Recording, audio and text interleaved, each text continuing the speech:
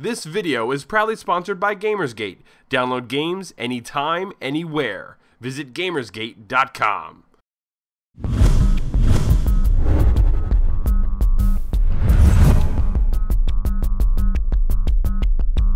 Welcome to Elder Geeks Elder Speak. Today is Wednesday, April 18th, 2012. My name is Randy Yasenchak, owner and editor of ElderGeek.com. I would like to welcome you all back once again, and once again in the background you're going to be seeing more footage from Sword and Sorcery, which is an indie game that was just ported over to the PC not too long ago. I did this game a little bit yesterday too. I kind of thought I would show a little bit more of it because it's kind of interesting. It's visually very appealing. The soundtrack, I know you can't hear it that well, is just fantastic, but I just kind of wanted to give it a little bit of more airtime, so to speak, before I move on to a different game. But, on to the news. First bit of news is Guild Wars 2 announces their first beta weekend. It's going to be April 27th through the 29th. The official email came into my inbox this morning. I'll read it to you verbatim. Mark your calendars. NCSoft and ArenaNet are excited to announce the dates for the first Guild Wars 2 beta weekend event. This will be the first ever public beta event for Guild Wars 2 and will take place between April 27th and 29th. All the fans that have pre-purchased their copy of Guild Wars 2 will be the first to begin their adventure in the world of Tyria.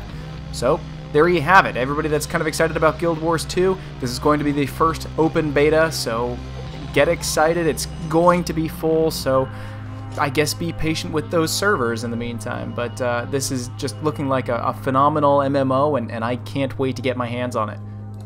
In future generation console news, it seems as though that YouTube is currently working on creating a YouTube channel, so to speak, or a YouTube app for the next generation consoles. So there's already a YouTube app on 360s, but there's nothing on the PS3 or the Wii. But it looks as though YouTube is trying to create a gaming, or at least just a television-like experience for the next generation consoles. It seems like the logical step for them. To be honest with you, I'm surprised that this hasn't been in the works for longer. I'm surprised that they're not trying to work on something like this for current generation consoles, because I think it's more than doable.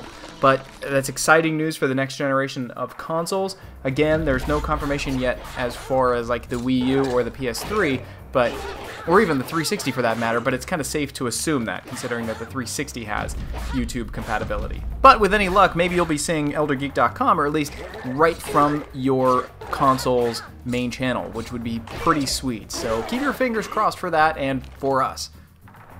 And in your final little bit of news today, it seems as though that Ubisoft and Gametrailers are both being sued over copyright infringement for the Assassin's Creed storyline.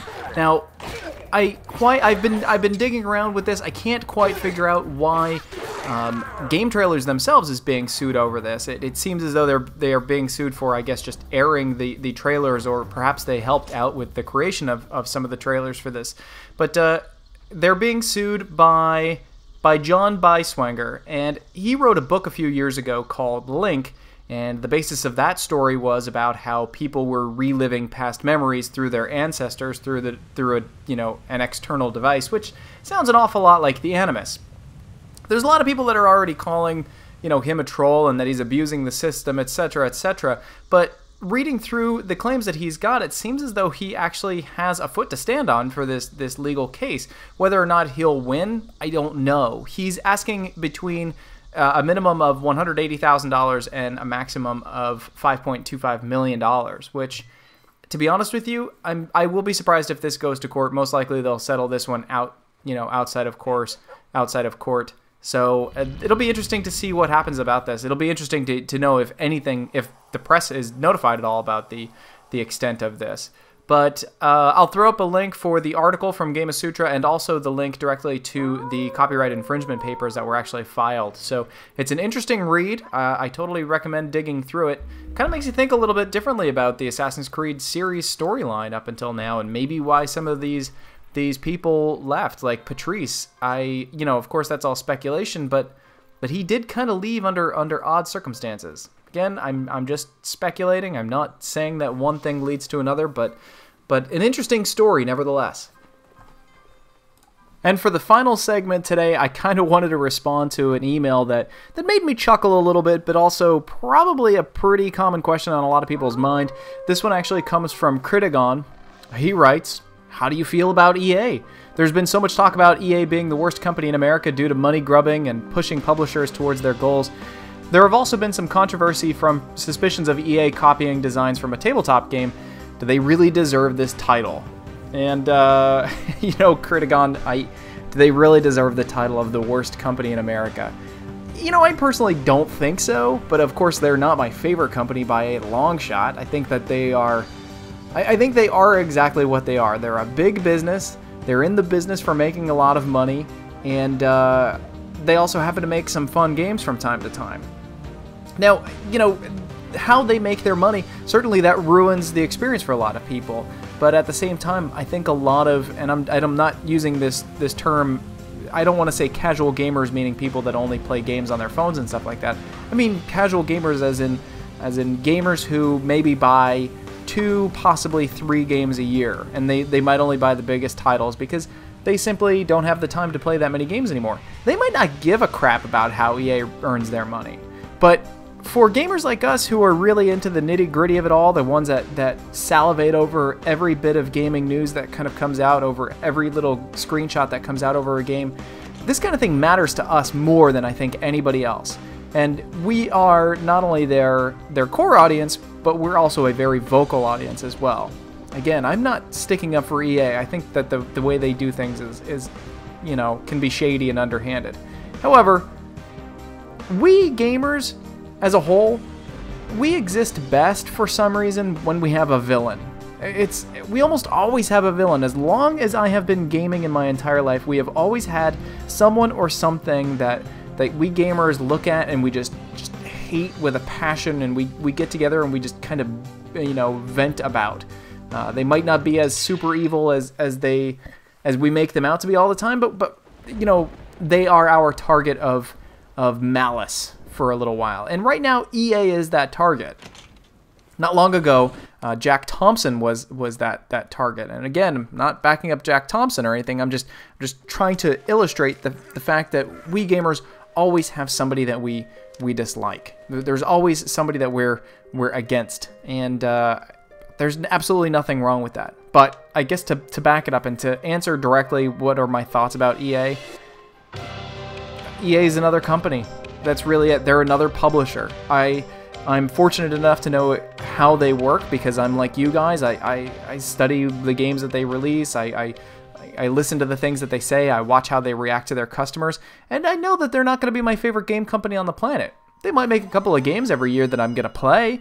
And I might think, twice about how much I'll pay for that game before I actually push the purchase button. Because of their tactics, I might wait 6 months or a year for the game to actually drop in price before I purchase it. Because I might not want to support how they do business all the time. And the way games are kind of going lately, there's no need to buy a game unless it's absolutely stellar to buy most games on the very, very first day that they release. There really isn't. If you look back, say, gosh, even just 10 years ago, it would be unheard of for games to be dropping in price as quickly as they are right now. The only games that really aren't dropping in price as fast as the rest of the ones in the market are like the Call of Duty games. For some reason, Activision is getting away with keeping those games prices very, very high. But every other game on the market, whether it's published by EA or sometimes Nintendo does a really good job of keeping their prices up as well. EA and Ubisoft and all that other stuff, especially Ubisoft, their prices drop real fast. Real fast. You could buy Assassin's Creed, the newest one, for $60 within the first month, but I guarantee you if you wait 2 or 3 months, you'll get it for half price or even less than that sometimes. In fact, I'll bet if you just wait any given week, you'll find some retailer selling Assassin's Creed 2 and a third or whatever it was called, Revelations. You'll find that one on sale for $20 or cheaper. All you got to do is just wait for it to go on sale somewhere. It'll happen every week. It might be a different place. It might be Gamersgate, it might be Steam, it might be Amazon, where you can get like a PS3 or an Xbox 360 version. But my point is, no, EA is not my favorite company. They haven't been for a while. They stopped making great games a while ago. Now they make okay games that a lot of people seem to enjoy, but they don't make the fantastic games that I absolutely crave to play every single day. I look to smaller publishers for that kind of thing, and not too much smaller either. I'm talking like Bethesda and Sega and stuff. But so those are my thoughts on EA. Their business practices might not be the best, but they're a really easy company to avoid. Again, even though you might not like their practices, it's very, very, very easy to avoid games like Mass Effect 3, and it's very, very easy to avoid games like Battlefield 3, because there's tons of alternative games out there to play. There's tons of other RPGs to play.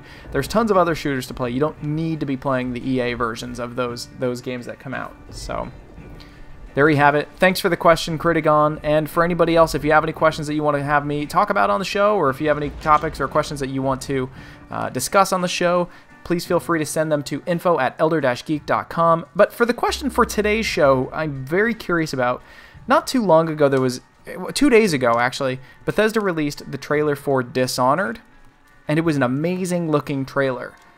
But at the same time, they didn't show a lick of gameplay in it. It was just a pure CGI kind of trailer. I want to know what your thoughts are on that. Are you cool with that? Do you think that that's okay to just kind of tease the audience and just whet their appetite and get everybody kind of excited about an upcoming game? Or are you on the opposite side of that coin? Are you like, you know what? The days of CGI trailers are long gone. It's not 1997 anymore, and we're not super impressed by just CGI trailers. I only want to see gameplay footage for a little while, and then maybe, do a full motion video later. I'll give my thoughts on that at a future date, but I want to hear what your thoughts are for this in the meantime.